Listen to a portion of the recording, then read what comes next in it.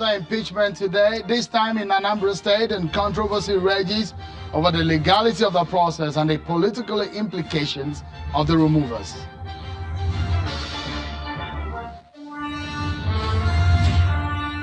Chairman of the House of Representatives Committee on Emergency and Disaster Preparedness insists Vice President Yemi Osinbajo may not be mentioned in the committee report, but has questions to answer on the 5.8 billion naira from the Consolidated Revenue Fund to the National Emergency Management Agency, NEMA.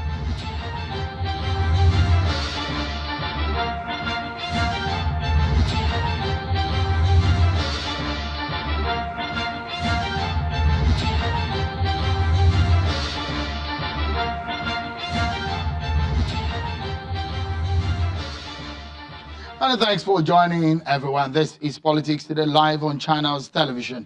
I'm Sean Kimbaloye in Lagos. It's another day, everyone, although it's 7 p.m. right here in Lagos, Nigeria, but the clock keeps ticking as we move closer to the 2019 elections. Check our countdown right here on Channels Television as we follow the stories trailing the election. It's 94 days to the 2019 general elections, and we are following the main stories making the rounds. Well, let's tell you that the Senate today cut short today's legislative proceedings because it was unable to form a quorum as very few lawmakers attended plenary session. Senate Minority Whip Senator Philip Aduda explains that the absence of the lawmakers at plenaries because they are taking part in oversight functions on government agencies.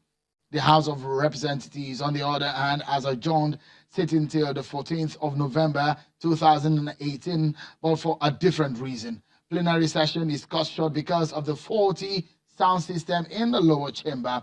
During plenary, which lasted for a little over an hour, lawmakers are seen passing a cordless microphone around to enable them contribute on the floor.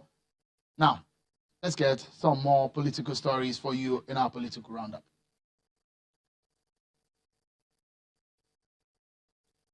Okay, we get out to you in a moment. Let's tell you also that the chairman of the House of Representatives Committee on Emergency and Disaster Preparedness, Honorable Ali Issa, says the committee did not mention Vice President Yemi Osinbajo in his report presented last week, but insists that he has questions to answer on the 5.8 billion naira from the Consolidated Revenue Fund to the National Emergency Management Agency, NEMA. He was speaking during a briefing after today's plenary. The chairman said that the vice president has a case to answer because he's chairman of the Governing Council of NEMA and was acting president at the time of the approval. He further accused the NEMA Governing Council, headed by Professor Osinbajo, of suspending the finance director of NEMA and other staff who testified before the committee. The committee in its report last week had said the authorization for the release of the fund for emergency food intervention in the Northeast contravened Section 80, subsection 4 of the 1999 Constitution as amended. Vice President Yemi Osinbajo, through his spokesperson, Laolu Akande, had said the lawmakers' conclusion was both forced and misleading.